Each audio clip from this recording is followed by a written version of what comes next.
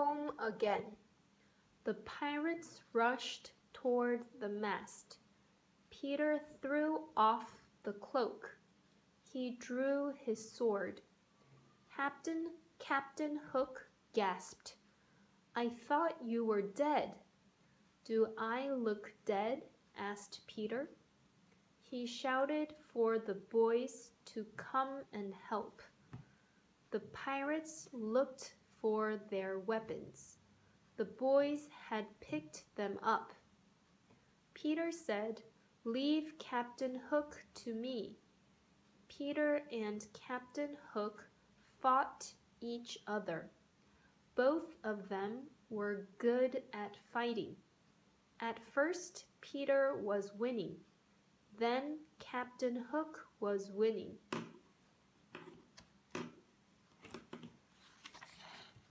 At last, Peter hurt the Captain Hook with his sword. Captain Hook climbed up on the edge of the ship. "You will never win," he roared, but then he lost his balance. He fell off the ship into the sea. The hungry crocodile was waiting for him. The other pirates jumped into the sea as well. Peter and the boys had won. "Now we shall live on this ship," said Peter. "We will be pirates together." "No," said Wendy. "I want to go home. John and Michael will go with me." "We want to go too," said the lost boys. Peter was sad.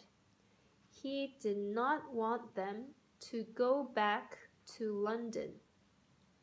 But Peter Pan and Tinker Bell flew back to London. The others followed them.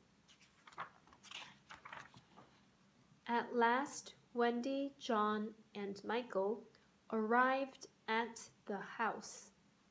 Mrs. Darling always left the window open in case her children came home.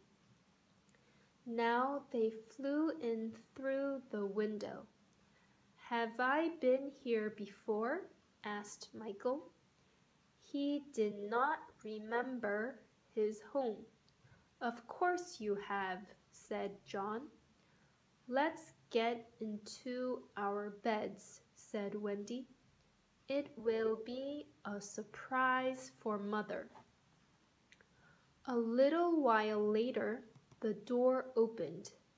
Mrs. Darling came to the bedroom every night. She missed her children. She wished they would come home. She thought they were gone forever. When she saw them in their beds, she cried out. "Is this a dream?" she asked. "No, Mother," said Wendy. "We are home again." They jumped out of bed and hugged their mother. She hugged them back. The noise brought Mr. Darling running. He hugged them too. Wendy tugged at his sleeve. "We have brought some friends with us," she said. "Look out the window." Mr. Darling looked out the window. There on the street stood the lost boys. Mrs. Darling ran downstairs to let them in. "You can stay with us," she said. Outside the bedroom window, Peter Pan waited. "You can stay too," said Wendy. "But if I stay, I will grow up," said Peter. "I never want to grow up." Tinker Bell flew around his head. She tugged at his arm. "I will go back to Neverland, said Peter, but I will come back and see you one day. Wendy watched as Peter flew into the sky. Goodbye, she whispered. She would wait for him until he came back. Peter and Tinker Bell flew toward a star in the distance. They flew straight ahead until morning.